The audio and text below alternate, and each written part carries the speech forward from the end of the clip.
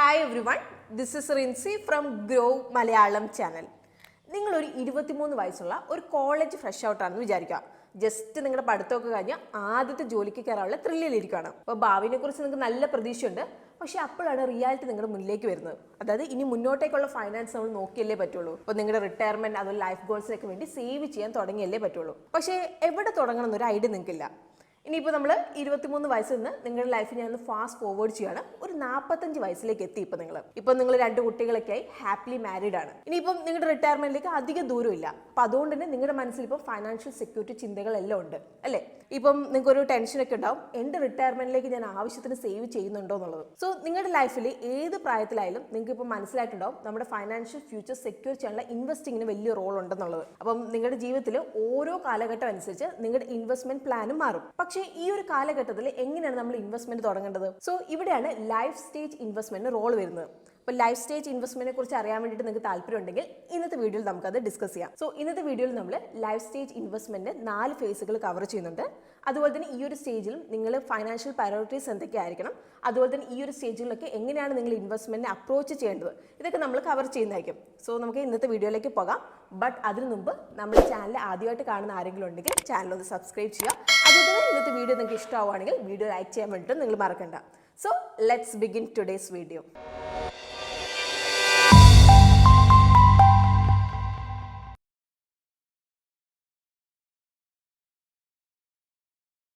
ആദ്യം നമുക്ക് എന്താണ് ലൈഫ് സ്റ്റേജ് ഇൻവെസ്റ്റ്മെന്റ് എന്നും അതിന് 4 ഫേസസ് ഏതൊക്കെയാണ് എന്നുള്ളത് നമുക്ക് നോക്കാം. അപ്പോൾ ലൈഫ് സ്റ്റേജ് ഇൻവെസ്റ്റ്മെന്റ് എന്ന് പറഞ്ഞാൽ ഒരു പേഴ്സണലൈസ്ഡ് ഇൻവെസ്റ്റ്മെന്റ് സ്ട്രാറ്റജി പോലെയാണ്. അത് നിങ്ങളുടെ ലൈഫ് മുന്നോട്ട് പോകുന്നതനുസരിച്ച് അഡ്ജസ്റ്റ് ചെയ്ത് പോകും. അതായത് നിങ്ങളുടെ ലൈഫിൽ ഓരോ സ്റ്റേജിൽ നിന്ന് അടുത്തതിലേക്ക് പോകുമ്പോൾ നിങ്ങളുടെ ലൈഫിൽ ഫൈനാൻഷ്യൽ ഗോൾസ് മാറും. അപ്പോൾ ഈ ഒരു അപ്രോച്ചിന് മൊത്തം ഐഡിയ എന്ന് പറയുന്നത് റൈറ്റ് നൗ നിങ്ങളുടെ ലൈഫിൽ മാച്ച് ചെയ്യുന്ന ഒരു ഇൻവെസ്റ്റ്മെന്റ് ഉണ്ടോ എന്ന് ഉറപ്പ് വരുത്തുകയാണ് ചെയ്യുന്നത്. അതുപോലെ തന്നെ ഭാവിയിലേക്കും. ഇനി നമുക്ക് ലൈഫ് സ്റ്റേജ് ഇൻവെസ്റ്റ്മെന്റ് 4 സ്റ്റേജസ് ഏതൊക്കെയാണ് എന്നുള്ളത് നമുക്ക് നോക്കാം. അപ്പോൾ ഇതിൽ ആദ്യത്തെ സ്റ്റേജാണ് ബാച്ചിലർഹുഡ് ആണ്. അപ്പം ഒരാളുടെ ജീവിതത്തിലെ ഏറ്റവും കൂടുതൽ ആസ്വദിക്കുന്ന ഒരു കാലഘട്ടമായിരിക്കും ഇത് ബാച്ചിലർ ലൈഫ് എന്നാണ് എനിക്ക് തോന്നുന്നത്. ശരിയല്ലേ? അപ്പം ഈ ഒരു കാലഘട്ടത്തായിരിക്കും നിങ്ങൾ നിങ്ങളുടെ പഠിത്തമൊക്കെ കഴിഞ്ഞ് പുറത്തിറങ്ങി നിങ്ങളുടെ ആദ്യത്തെ ജോലിക്കൊക്കെ കയറുന്ന ഒരു സമയം. അല്ലെങ്കിൽ നമുക്ക് പറയാം ഈ ഒരു സമയത്ത് നമുക്ക് അധികം റെസ്പോൺസിബിലിറ്റീസ് ഒന്നും ഇല്ല എന്നുള്ളത്. അപ്പം നിങ്ങൾ ജസ്റ്റ് നിങ്ങൾക്ക് ആവശ്യത്തിന് വേണ്ടിയിട്ടുള്ള കാര്യങ്ങളിലേക്ക് ഇപ്പോൾ ഫുഡ്, റെന്റ്, ട്രാൻസ്പോർട്ടേഷൻ, അതുപോലെ തന്നെ നിങ്ങളുടെ ലൈഫിലെ കുറച്ച് അത്യാവശ്യങ്ങൾക്ക് മാത്രമേ ചിലവാക്കാൻ വേണ്ടിയിട്ട് നിങ്ങൾക്ക് ആവശ്യമുള്ള ആ സമയത്ത്. ഇനിയിപ്പം നിങ്ങളുടെ പാരൻസിന് കൂടെയൊക്കെയാണ് നിങ്ങൾ നിൽക്കുന്നതെങ്കിൽ അധികം പ്രശ്നമില്ല, നമ്മുടെ ചിലവുകളൊക്കെ കുറവായിരിക്കും ഈ കാലഘട്ടത്തിൽ. നിങ്ങളൊന്ന് ഓർത്തേ, രോഹിത് എന്ന് പറയുന്ന ഒരു ആൺകുട്ടി ജസ്റ്റ് പഠിത്തമൊക്കെ കഴിഞ്ഞ് ആദ്യത്തെ ജോലിക്ക് കയറി മാസം 50,000 രൂപ വെച്ച് സമ്പാദിക്കുന്നുണ്ട്. അപ്പോൾ നമ്മുടെ ഈ രോഹിത്തിന് റെന്റ്, ഫുഡ്, ട്രാൻസ്പോർട്ടേഷൻ ഇങ്ങനെ കുറച്ച് ചിലവൊക്കെ വരുന്നുണ്ട്. അപ്പോൾ ഒരു മാസം 25,000 രൂപ ചിലവാകും ഇതിനൊക്കെ വേണ്ടിയിട്ട്. പിന്നെ രോഹിത്ത് മന്ത്ലി ഫ്രണ്ട്സിൻ്റെ കൂടെയൊക്കെ പുറത്ത് പോയി ഒന്ന് അടിച്ചു പൊളിക്കാറുണ്ട്. അതിന് മാസം 5,000 രൂപ വരും. അപ്പോൾ ഈ ഒരു കാലഘട്ടത്തിൽ നമ്മുടെ രോഹിത്തിന് വലിയ റെസ്പോൺസിബിലിറ്റീസ് ഒന്നുമില്ല. പക്ഷേ രോഹിത്തിന് ലേറ്റസ്റ്റ് ഇലക്ട്രോണിക് ഗാഡ്ജറ്റ്സ് ഒക്കെ വാങ്ങണം, പിന്നെ സ്വന്തമായിട്ടൊരു ബൈക്ക്, അതുപോലെ ഒരുപാട് ട്രാവലൊക്കെ ചെയ്യണം. പക്ഷേ നിങ്ങളൊരു കാര്യം നിങ്ങൾ എപ്പോഴും ഇവിടെ ഓർക്കണം, നിങ്ങൾ സമ്പാദിക്കുന്നതിലും കൂടുതൽ നിങ്ങൾ ചിലവാക്കാൻ പാടില്ല എന്നുള്ളൊരു കാര്യം. അപ്പോൾ ഈ ഒരു കാലഘട്ടത്തിൽ നിങ്ങൾ ചിന്തിക്കുന്നത് ലൈഫിൽ ഏറ്റവും നന്നായി ആസ്വദിക്കുന്നതാണ് ഇമ്പോർട്ടൻ്റ് എന്ന് അല്ലേ. അപ്പോൾ അത് തന്നെയാണ്. പക്ഷേ ചിലവാക്കും മുമ്പ് നിങ്ങൾ സേവ് ചെയ്യണം. അതും ഈ ഒരു സ്റ്റേജിൽ പ്രധാനപ്പെട്ട ഒരു കാര്യമാണ്. കാരണം ഈ ഒരു പ്രായത്തിൽ നമുക്ക് ചിലവുകളൊക്കെ കുറവാണ്, അതുപോലെ തന്നെ പ്രായവും കുറവാണ്, അതുപോലെ തന്നെ നമുക്ക് അധികം ഉത്തരവാദിത്തങ്ങളൊന്നും തന്നെ ഇല്ല. അപ്പോൾ അതുകൊണ്ട് തന്നെ നിങ്ങൾക്ക് കുറേ സേവ് ചെയ്യാൻ വേണ്ടി പറ്റും. അപ്പം നിങ്ങളൊരു കാര്യം ഇവിടെ ഓർക്കണം, നിങ്ങൾ നിങ്ങളുടെ ലൈഫിൽ അടുത്ത സ്റ്റേജിലേക്ക് പോകുമ്പോൾ നിങ്ങളുടെ തൊട്ട് മുമ്പത്തെ സ്റ്റേജ് ആയിരിക്കും തീരുമാനിക്കുന്നത് നിങ്ങളുടെ ഫൈനാൻഷ്യൽ പ്രോബ്ലം നിങ്ങൾ ഫേസ് ചെയ്യോ ഇല്ലയോ എന്നുള്ളത് കാര്യം. അപ്പോൾ അതുകൊണ്ട് തന്നെ നമ്മുടെ രോഹിത്തിൻ്റെ ഫൈനാൻഷ്യൽ പ്രയോറിറ്റീസ് എന്തൊക്കെയായിരിക്കണം ഈ ഒരു സ്റ്റേജിൽ എന്നുള്ളത് നമുക്ക് നോക്കാം. അപ്പോൾ ആദ്യം രോഹിത്തിന് ഒരു ബഡ്ജറ്റ് ഉണ്ടാക്കണം. എന്നിട്ട് രോഹിത്ത് അവൻ്റെ എല്ലാ എക്സ്പെൻസും ട്രാക്ക് ചെയ്യാം. അങ്ങനെയെങ്കിൽ അവന് മനസ്സിലാവും പൈസയൊക്കെ എങ്ങനെയാണ് ചിലവാകുന്നതെന്നും. അതുപോലെ തന്നെ ഇവിടെ അവന് ചിലവുകൾ കുറയ്ക്കാൻ വേണ്ടിയിട്ട് അവന് സാധിക്കും. എവിടെ ചിലവ് കുറയ്ക്കണം എന്നുള്ളൊരു ഐഡിയ അവന് കിട്ടും. ഇനി രണ്ടാമത് അവനൊരു എമർജൻസി ഫണ്ട് ബിൽഡ് ചെയ്യാം. അപ്പോൾ ഇതിൽ അവന് ഒരു 3 മുതൽ 6 മാസം വരെയുള്ള ചിലവുകളൊക്കെ കവർ ചെയ്യാൻ പറ്റുന്ന ഒരു ഫണ്ടായിരിക്കണം ഇത്. അപ്പോൾ ഇങ്ങനെ ഒരു എമർജൻസി ഫണ്ട് ഉണ്ടെങ്കിൽ പ്രതീക്ഷിക്കാതെ എന്തെങ്കിലും ഇപ്പോൾ ജീവിതത്തിൽ ഉണ്ടായാൽ, ലൈക്ക് ഇപ്പോൾ പെട്ടെന്നൊരു ജോലി നഷ്ടമായാലോ അല്ലെങ്കിൽ മെഡിക്കൽ എമർജൻസിയോ വന്നാലോ അങ്ങനെ എന്തെങ്കിലും വന്നിട്ടുണ്ടെങ്കിൽ രോഹിത്തിന് കയ്യിൽ ക്യാഷ് ഉണ്ടാവും. അപ്പോൾ രോഹിത് വിചാരിക്കുക 5,000 രൂപ വെച്ച് ഈ ഒരു ലക്ഷ്യത്തിന് വേണ്ടി സേവ് ചെയ്യുന്നുണ്ടെന്ന്. അതുപോലെ തന്നെ ഏറ്റവും പ്രധാനമായിട്ട് റിട്ടയർമെന്റിലേക്ക് വേണ്ടി എത്ര നേരത്തെ ഇൻവെസ്റ്റ് ചെയ്യാവോ അത്രയും നേരത്തെ നിങ്ങൾ ഇൻവെസ്റ്റ് ചെയ്യാം. കാരണം നേരത്തെ തുടങ്ങിയാൽ നമുക്ക് നല്ലൊരു എമൗണ്ട് റിട്ടയർമെന്റിന് എടുക്കാൻ വേണ്ടി സാധിക്കും. ഞാനിതിപ്പോൾ ഒരു SIP കാൽക്കുലേറ്റർ വെച്ച് എക്സ്പ്ലെയിൻ ചെയ്തുതരാം. അപ്പോൾ നമ്മുടെ രോഹിത്തിന് ഇപ്പം 25 വയസ്സാണെന്ന് വിചാരിക്കാം. അപ്പോൾ 60-ാം വയസ്സിൽ രോഹിത്തിന് റിട്ടയർ ആവണമെന്ന് വിചാരിക്കാം. അങ്ങനെയെങ്കിൽ രോഹിത്ത് 35 വർഷം ഇനി ബാക്കിയുണ്ട് റിട്ടയർമെന്റിലേക്ക്. അപ്പോൾ 5,000 രൂപ വെച്ച് SIP ചെയ്ത് ഒരു 12% റിട്ടേൺസ് കിട്ടുവാണെങ്കിൽ അങ്ങനെയെങ്കിൽ നമ്മുടെ രോഹിത്ത് റിട്ടയർ ആകുമ്പോൾ അവന് 3,24,00,000 രൂപ റിട്ടയർമെന്റ് ഫണ്ട് ഉണ്ടാവും. അപ്പോൾ ഇവിടെ നമ്മൾ ഇൻഫ്ലേഷൻ 6% എടുക്കുകയാണെങ്കിൽ ഇൻഫ്ലേഷൻ അഡ്ജസ്റ്റഡ് എമൗണ്ട് ഇന്നത്തെ സമയം വെച്ച് നോക്കുമ്പോൾ ഏകദേശം 42 ലക്ഷം രൂപ ഉണ്ടാവും. ഇനി നിങ്ങളൊന്ന് ഓർത്ത് നോക്കിയേ, രോഹിത് 40-ാം വയസ്സിലാണ് ഇൻവെസ്റ്റ്മെന്റ് ചെയ്യുന്നതെങ്കിൽ 15,000 രൂപ വെച്ച് SIP ആണ് ചെയ്യുന്നത്. ഇപ്പോൾ രോഹിത്തിന് റിട്ടയർ ആവാൻ 20 വർഷം ബാക്കിയുള്ളൂ. അപ്പോൾ ഇവിടെ റിസൾട്ട് നിങ്ങൾ കണ്ടാൽ ഒന്ന് ഷോക്കാവും. അപ്പോൾ ഇത്രയും വലിയ എമൗണ്ട് നമ്മൾ ഇൻവെസ്റ്റ് ചെയ്തിട്ടും രോഹിത്തിന് 1,49 ലക്ഷം രൂപ മാത്രമേ റിട്ടയർമെന്റിലേക്ക് കിട്ടുള്ളൂ. അപ്പം ഇനി നമ്മുടെ മുമ്പിലുള്ള അടുത്തൊരു ഇമ്പോർട്ടൻറ്റ് ക്വസ്റ്റ്യൻ, നമ്മൾ എവിടെയാണ് ഇൻവെസ്റ്റ്മെന്റ് ചെയ്യേണ്ടതെന്നുള്ളതാണ്. അപ്പോൾ ഈ ഒരു സ്റ്റേജിൽ നിങ്ങളുടെ പ്രായം കുറവായതുകൊണ്ടും നിങ്ങൾക്ക് റെസ്പോൺസിബിലിറ്റീസ് കുറവായതുകൊണ്ടും അതുപോലെ കോമ്പൗണ്ടിങ്ങിന് വേണ്ടി കുറേ സമയം നിങ്ങൾക്കുണ്ട്. അപ്പോൾ അതുകൊണ്ട് തന്നെ നിങ്ങൾക്ക് റിസ്ക് കൂടിയ അസറ്റിലേക്ക് നിങ്ങൾക്ക് ഇൻവെസ്റ്റ് ചെയ്യാൻ വേണ്ടി നിങ്ങൾക്ക് നോക്കാം. അപ്പോൾ നിങ്ങൾക്കുള്ള കുറച്ച് ഓപ്ഷൻസ് ഞാൻ വേണമെങ്കിൽ പറയാം. ലൈക്ക് ഇപ്പോൾ stocks, mutual funds, real estate, alternative investments like ഇപ്പോൾ commodities, private equity, hedge funds, art, crypto കറൻസിയിലൊക്കെ നിങ്ങൾക്ക് എടുക്കാം. ഇനിയിപ്പം രോഹിത്തിന് ഷോർട്ട് ടേം ഗോൾസ് ഒക്കെ ഉണ്ടെങ്കിൽ വോളറ്റിലിറ്റി കുറവുള്ള ഓപ്ഷൻസ് നോക്കാം. ലൈക്ക് ഇപ്പോൾ ബോൺസ്, അതുപോലെ ഡെറ്റ് മ്യൂച്വൽ ഫണ്ട്സ് ഒക്കെ. അപ്പോൾ ഇതുവഴി നിങ്ങൾക്ക് ഷോർട്ട് ടേം ഗോൾസ് ഒക്കെ നേടിയെടുക്കാൻ വേണ്ടിയിട്ടും പറ്റും. ഇനി നമുക്ക് അടുത്ത സ്റ്റേജിലേക്ക് പോവാം. അപ്പോൾ അടുത്തതാണ് മാരേജ്. അപ്പോൾ ഓക്കെ, നമ്മുടെ രോഹിത് കെട്ടി എന്ന് വിചാരിക്കുക. അപ്പോൾ ബാച്ചിലർ ലൈഫ് കഴിഞ്ഞ് നമ്മുടെ രോഹിത്തിന് ഏറ്റവും എക്സൈറ്റിംഗ് അതുപോലെ ചലഞ്ചിങ് ആയിട്ടുള്ള സ്റ്റേജാണ് മാരേജ്. അപ്പോൾ ഈ ഒരു സ്റ്റേജിൽ എക്സ്പെൻസ് കൂടും. കാരണം രോഹിത്തും വൈഫും ചേർന്നിട്ട് അവരുടെ ലൈഫ് കെട്ടി ഉയർത്താൻ വേണ്ടിയിട്ട് തുടങ്ങുന്ന ഒരു സമയമാണിത്. അപ്പോൾ സ്വന്തമായിട്ട് വീട് എന്നുള്ളൊരു സ്വപ്നം, ഫാമിലിക്ക് വേണ്ടിയിട്ട് ഒരു കാറ്, ഇതൊക്കെ പ്രയോറിറ്റി ആയിട്ട് വരും. അപ്പോൾ ഇത് വളർച്ചയുടെയും മാറ്റങ്ങളുടെയും അതുപോലെ പുതിയ ഉത്തരവാദിത്തങ്ങളുടെയും ഒക്കെ ഒരു കാലമാണ്. സോ നമ്മുടെ രോഹിത് ഈ ഒരു സ്റ്റേജിൽ കയറുമ്പോൾ രോഹിത്തിന്റെ ഫൈനാൻഷ്യൽ പ്രയോറിറ്റീസ് ഒക്കെ ഒന്ന് റീഅസസ് ചെയ്യുക എന്നുള്ളത് ഇമ്പോർട്ടൻ്റ് ആണ്. എന്നിട്ട് അതനുസരിച്ച് കാര്യങ്ങൾ പ്ലാൻ ചെയ്യണം. അപ്പോൾ ഉത്തരവാദിത്തങ്ങളൊക്കെ കൂടി, എക്സ്പെൻസ് കൂടി, കാരണം പുതിയൊരു വീട്ടിലേക്ക് മാറുവാണ്, വീട്ടിലെ ചിലവുകളൊക്കെ കൂടും, ഷോർട്ട് ടേം ഗോൾസ് എന്നൊക്കെ മാറ്റം വന്നു, അങ്ങനെയൊക്കെ കാരണമൊക്കെ ഉള്ളതുണ്ട്. സോ ഈ ഒരു സമയത്ത് രോഹിത് ഇൻവെസ്റ്റ്മെന്റിൽ റിസ്ക് എടുക്കുന്നത് കുറയ്ക്കണം. എന്നാലും ഗ്രോത്തും സ്റ്റെബിലിറ്റി ഒന്ന് ബാലൻസ് ചെയ്യാൻ വേണ്ടി പറ്റുള്ളൂ. സോ ഈ ഒരു ഏജിൽ എന്തൊക്കെയായിരിക്കണം ഫൈനാൻഷ്യൽ പ്രയോറിറ്റീസ് എന്നുള്ളത് നമുക്ക് നോക്കാം. അപ്പോൾ ഈ ഒരു സ്റ്റേജിൽ നമ്മുടെ രോഹിത്തിന് എമർജൻസി ഫണ്ട് കണ്ടിന്യൂ ചെയ്യാം. അതുപോലെ റിട്ടയർമെന്റ് സേവിങ്ങും, അതുപോലെ തന്നെ റിട്ടയർമെന്റ് കോർപ്പസിലേക്കുള്ള SIP എമൗണ്ട് കൂട്ടായപ്പോൾ, പിന്നെ സ്വന്തം വീട് അതുപോലെ കാറിനൊക്കെ വേണ്ടിയിട്ടുള്ള ഡൗൺ പേയ്മെന്റിന് വേണ്ടിയിട്ട് സേവ് ചെയ്യാം.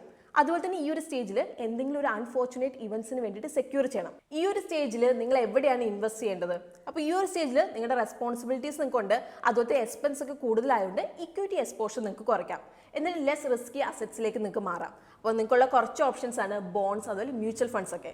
അല്ലെങ്കിൽ നിങ്ങൾക്ക് ഇപ്പം ലാർജ് ക്യാപ് സ്റ്റോക്സ് അല്ലെങ്കിൽ ലാർജ് ക്യാപ് മ്യൂച്വൽ ഫണ്ട്സിലേക്കൊക്കെ ഇൻവെസ്റ്റ് ചെയ്യുന്നത് നല്ലതാണ്. അപ്പോൾ ലാർജ് ക്യാപ് സ്റ്റോക്സും വോളറ്റൈൽ ആണ്, പക്ഷേ റിസ്ക് കുറവാണ്. അതുപോലെ ലോങ് ടേമിൽ നല്ല റിട്ടേൺസും തരും. ഇപ്പോൾ ഒരു എക്സാമ്പിൾ പറയുകയാണെങ്കിൽ 17 June 2023 S&P BSE large cap index കഴിഞ്ഞ 10 വർഷങ്ങളിൽ 12.37% റിട്ടേൺസ് തന്നിട്ടുണ്ട്. അപ്പോൾ ഇവിടെ വേണമെങ്കിൽ നിങ്ങൾക്ക് നിങ്ങളുടെ റിട്ടയർമെന്റ് പ്ലാൻസ് ആയ PPF, അതുപോലെ തന്നെ NPS അതായത് നാഷണൽ പെൻഷൻ സ്കീം, അതുപോലെ എംപ്ലോയി പ്രൊവിഡന്റ് ഫണ്ട് ഒക്കെ നിങ്ങൾക്ക് കൺസിഡർ ചെയ്യാം. ലാസ്റ്റ്ലി ഈ ഒരു സ്റ്റേജിൽ നിങ്ങൾക്ക് ഒരു ലൈഫ് ആൻഡ് ഹെൽത്ത് ഇൻഷുറൻസ് വേണ്ടത് വളരെ പ്രധാനപ്പെട്ടതാണ്. കാരണം ലൈഫിൽ പ്രതീക്ഷിക്കാതെ വന്ന ഏതൊരു കാര്യത്തിലെയും നമ്മളെയും നമ്മുടെ ഫാമിലിയെയും നമ്മൾ സെക്യൂർ ചെയ്യണം. അത് വളരെ ഇമ്പോർട്ടൻ്റ് ആയിട്ടുള്ളൊരു കാര്യമാണ്. ഇനി മാരേജ് കഴിഞ്ഞ അടുത്ത സ്റ്റേജ് വരുന്നതാണ് പാരന്റ്ഹുഡ് എന്നുള്ളത്. അപ്പം നമ്മുടെ ലൈഫിൽ ഒരു കുഞ്ഞ് വരുന്നത് നമ്മുടെ ലൈഫിലെ ഏറ്റവും സന്തോഷകരമായ കാര്യങ്ങൾ ഒന്നാണ്, അല്ലേ? പക്ഷെ ഓർക്കുക, സന്തോഷത്തിൻ്റെ കൂടെ ഒരുപാട് എക്സ്പെൻസ്, ഉത്തരവാദിത്വം ഒക്കെ വരും. അപ്പോൾ നിങ്ങളൊരു പാരൻ്റായി കഴിയുമ്പോൾ ഓരോ ദിവസം കഴിയുമ്പോഴും നിങ്ങളുടെ റെഗുലർ എക്സ്പെൻസ് ഓരോന്നായിട്ട് കൂടാൻ വേണ്ടി തുടങ്ങും. ഇപ്പോൾ food, clothing, health care, education, അങ്ങനെ ഒരുപാട് എക്സ്പെൻസുകൾ വരും. അപ്പോൾ ഇതുകൂടാതെ നിങ്ങളുടെ കുട്ടിയെ ഏറ്റവും നല്ല സ്കൂളിൽ വിട്ട് നല്ല എഡ്യൂക്കേഷൻ കൊടുക്കണം നിങ്ങൾ ആഗ്രഹിക്കും.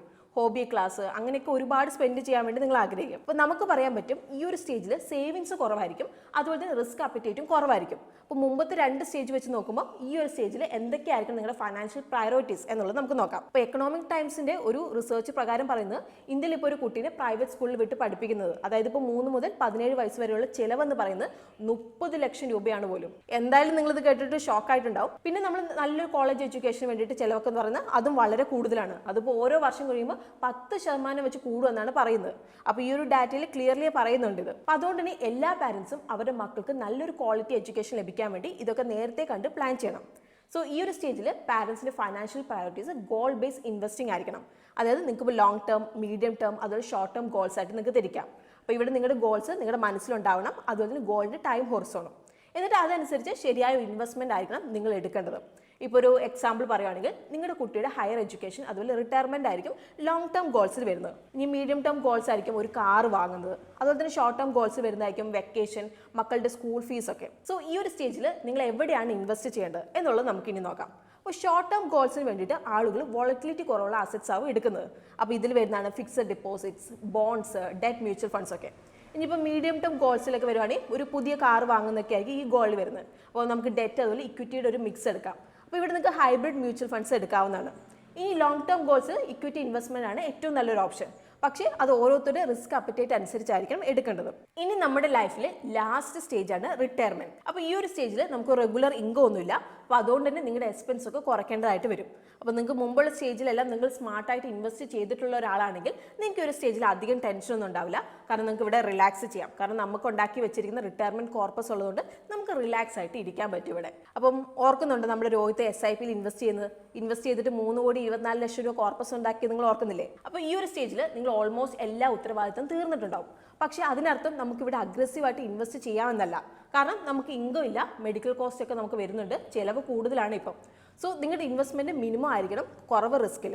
അപ്പം ഇവിടുത്തെ നിങ്ങളുടെ ഫൈനാൻഷ്യൽ പ്രയോറിറ്റീസ് എന്തൊക്കെയാണ് എന്നുള്ളത് നമുക്ക് നോക്കാം. ഇപ്പോൾ റിട്ടയർമെന്റ് കാലത്ത് നിങ്ങളുടെ ഫൈനാൻഷ്യൽ പ്രയോറിറ്റീസ് മാറും. കാരണം നമുക്കൊരു സ്ഥിര വരുമാനം ഇല്ല, നമ്മൾ സേവിങ്സ് നിന്നാണ് നമ്മൾ ജീവിക്കുന്ന ഒരു സമയമാണിത്. അപ്പോൾ അതുകൊണ്ട് തന്നെ നിങ്ങളുടെ റിട്ടയർമെന്റ് കാലത്ത് ജീവിത ചെലവുകളൊക്കെ കവർ ചെയ്യുന്ന ഒരു റിട്ടയർമെന്റ് ഇൻകം സ്ട്രീം നിങ്ങൾക്ക് ഉണ്ടാവണം. അതുപോലെ തന്നെ ഹെൽത്ത് കെയർ എക്സ്പെൻസ് മാനേജ് ചെയ്യാൻ പറ്റുന്ന ഒരെണ്ണം. ഓക്കെ, ഈ ഒരു സമയത്ത് നമ്മൾ എവിടെയാണ് നമ്മൾ ഇൻവെസ്റ്റ്മെന്റ് ചെയ്യേണ്ടത്? അപ്പോൾ നിങ്ങളുടെ റിട്ടയർമെന്റിലേക്ക് കയറിയാൽ നിങ്ങളുടെ സമ്പത്ത് നിലനിർത്തുക, അതുപോലെ സ്ഥിര വരുമാനം ഉണ്ടാക്കുക എന്നതാണ് നമ്മുടെ മെയിൻ പ്രയോറിറ്റി. അപ്പോൾ ഇത് നേടിയെടുക്കാനുള്ള ഒരു വഴി ലോ റിസ്ക് പ്രൊഡക്റ്റിലേക്ക് ഇൻവെസ്റ്റ് ചെയ്യുന്നതാണ്, ലൈക്ക് ഡെറ്റ് മ്യൂച്വൽ ഫണ്ട്സ്. അപ്പോൾ അതിലൂടെ വേണ്ടി systematic withdrawal plan SWP option വഴിയും നിങ്ങളുടെ ഇൻവെസ്റ്റ്മെന്റിൽ നിന്ന് ഒരു സ്ഥിര വരുമാനം നേടിയെടുക്കാൻ വേണ്ടി സാധിക്കും. ഇനി വേറൊരു ഓപ്ഷൻ വരുന്നത് ഓവർനൈറ്റ് ഫണ്ട്സ് ആണ്. അതുപോലെ തന്നെ പോസ്റ്റ് ഓഫീസ് മന്ത്ലി പ്ലാൻസ്, അതുപോലെ ലിക്വിഡ് ഫണ്ട്സും ആണ്. അപ്പം ഇതുവഴി നിങ്ങൾക്ക് നിങ്ങളുടെ സുവർണ്ണ വർഷങ്ങളിൽ ഒരു ഫൈനാൻഷ്യൽ സ്റ്റെബിലിറ്റി ലഭിക്കുന്ന വഴി സന്തോഷവും സമാധാനത്തോടും കൂടി ജീവിക്കാൻ വേണ്ടിയിട്ട് സാധിക്കും. ഇപ്പം നിങ്ങൾക്ക് നിങ്ങളുടെ ലൈഫിലെ ലൈഫ് സ്റ്റേജിങ് ഇൻവെസ്റ്റ്മെന്റ് 4 ഫേസുകൾ മനസ്സിലായിട്ടുണ്ടാവും. പിന്നെ ഒരു കാര്യം നിങ്ങൾ മനസ്സിലാക്കണം, നിങ്ങളുടെ ഇൻവെസ്റ്റ്മെന്റ് ഡിസിഷൻ വേറെ ഫാക്ടേഴ്സിന്റെ ബേസിലും കൂടി ഇൻഫ്ലുവൻസ് ചെയ്യും. അപ്പോൾ നിങ്ങളുടെ റിസ്ക് ടോളറൻസ്, ഇൻകം, അതുപോലെ എക്സ്റ്റേണൽ ഫാക്ടേഴ്സ് ലൈക്ക് ഇപ്പം എക്കണോമിക് കണ്ടീഷൻ, അതുപോലെ മാർക്കറ്റ് ട്രെൻഡ്സ് ഒക്കെ നിങ്ങളുടെ ഇൻവെസ്റ്റ്മെന്റ് സ്ട്രാറ്റജി ഷേപ്പ് ചെയ്യുന്നതിൽ റോളുണ്ട്. സോ ഈ ഒരു ഫാക്ടേഴ്സ് എല്ലാം എടുത്തുകൊണ്ട് നമ്മൾ നല്ല തീരുമാനങ്ങൾ എടുക്കേണ്ടതാണ്. അപ്പോൾ അതുവഴി നമ്മുടെ ലൈഫിലെ എല്ലാ സ്റ്റേജിലും ഫൈനാൻഷ്യൽ ഗോൾസ് നേടിയെടുക്കാൻ വേണ്ടിയിട്ട് നമുക്ക് സാധിക്കും. സോ ഇന്നത്തെ വീഡിയോയിൽ നമ്മൾ ലൈഫ് സ്റ്റേജസിൻ്റെ ഇൻവെസ്റ്റ്മെന്റ് കോൺസെപ്റ്റാണ് ഡിസ്കസ് ചെയ്തത്. അതുപോലെ തന്നെ എങ്ങനെ നമ്മുടെ ഇൻവെസ്റ്റ്മെന്റ് നമ്മുടെ ഫൈനാൻഷ്യൽ ഗോൾസുമായിട്ട് കൂട്ടിച്ചേർക്കാമെന്ന്. അപ്പോൾ ലൈഫ് സ്റ്റേജ് ഇൻവെസ്റ്റ്മെന്റ് 4 ഫേസിൽ നമ്മൾ കവർ ചെയ്തിട്ടുണ്ട്. അതുപോലെ തന്നെ ഓരോ സ്റ്റേജിലും ഫൈനാൻഷ്യൽ പ്രയോറിറ്റീസും. ഇനി നിങ്ങൾ എപ്പോഴും ഓർത്തിരിക്കേണ്ട കുറച്ച് കാര്യങ്ങളുണ്ട്, അത് ഞാൻ ഇനി പറയാം. അപ്പോൾ നിങ്ങൾ എത്ര നേരത്തെ നിങ്ങൾക്ക് ഇൻവെസ്റ്റ് ചെയ്യാൻ പറ്റുമോ അത്രയും നേരത്തെ നിങ്ങൾ ഇൻവെസ്റ്റ് ചെയ്യുക. അപ്പോൾ നേരത്തെ തുടങ്ങിയാൽ നിങ്ങൾക്ക് ഒരുപാട് സമയം കിട്ടും. സോ കോമ്പൗണ്ടിങ് നല്ല രീതിയിൽ വർക്ക് ചെയ്യും. അതുവഴി നിങ്ങളുടെ ഫൈനാൻഷ്യൽ ഗോൾസ് നിങ്ങൾക്ക് നേടിയെടുക്കാൻ വേണ്ടിയിട്ട് സാധിക്കും. ഇനി രണ്ടാമത് നിങ്ങളുടെ ഗോൾസിന് വേണ്ടി നിങ്ങൾ ഇൻവെസ്റ്റ് ചെയ്യുക. അപ്പോൾ നിങ്ങളുടെ ഇൻവെസ്റ്റ്മെന്റ്സ് ഒക്കെ വേണമെങ്കിൽ നിങ്ങൾക്ക് ലോങ് ടേം, മീഡിയം ടേം, അതുപോലെ ഷോർട്ട് ടേം ഗോൾസിനൊക്കെ വേണ്ടിയിട്ടായിരിക്കണം. അങ്ങനെയെങ്കിൽ ഫോക്കസ് ആയിട്ട് നിങ്ങൾക്ക് ഇൻവെസ്റ്റ് ചെയ്യാൻ വേണ്ടിയിട്ട് സാധിക്കും. ഇനി മൂന്നാമത്തെ കാര്യം, നിങ്ങളുടെ പ്രായം അനുസരിച്ച് നിങ്ങളുടെ പോർട്ട്ഫോളിയോ നിങ്ങൾ റീബാലൻസ് ചെയ്യണം. അപ്പോൾ നിങ്ങളുടെ പ്രായമാകുമ്പോൾ നിങ്ങൾക്ക് എടുക്കാൻ പറ്റുന്ന റിസ്ക്കും മാറും. സോ റിസ്ക് കുറയ്ക്കാൻ വേണ്ടി നിങ്ങളുടെ പോർട്ട്ഫോളിയോ നിങ്ങൾ റീബാലൻസ് ചെയ്യണം. അതുപോലെ തന്നെ നിങ്ങളുടെ സമ്പത്ത് നിലനിർത്താൻ വേണ്ടിയിട്ട് നിങ്ങൾ ശ്രദ്ധ കൊടുക്കുകയും ചെയ്യണം. സോ അത്രേ ഉള്ളൂ ഇന്നത്തെ നമ്മുടെ വീഡിയോ. അപ്പോൾ വീഡിയോ നിങ്ങൾക്ക് ഹെൽപ്ഫുൾ ആയിട്ടുണ്ടെന്നാണ് വിചാരിക്കുന്നത്. അങ്ങനെയെങ്കിൽ നിങ്ങൾ വീഡിയോ ലൈക്ക് ചെയ്യണം. അതുപോലെ തന്നെ നമ്മുടെ ചാനൽ കോണ്ടന്റ് ഒക്കെ നിങ്ങൾക്ക് ഇഷ്ടമാവുന്നുണ്ടെങ്കിൽ ചാനൽ സബ്സ്ക്രൈബ് ചെയ്യാൻ വേണ്ടി നിങ്ങൾ മറക്കണ്ട കേട്ടോ. സോ നമുക്ക് ഇതുപോലുള്ള ഇൻഫോർമേറ്റീവ് വീഡിയോസ് ആയിട്ട് നമുക്ക് വീണ്ടും കാണാം. അതുവരെ take care, happy investing and bye from Rincy.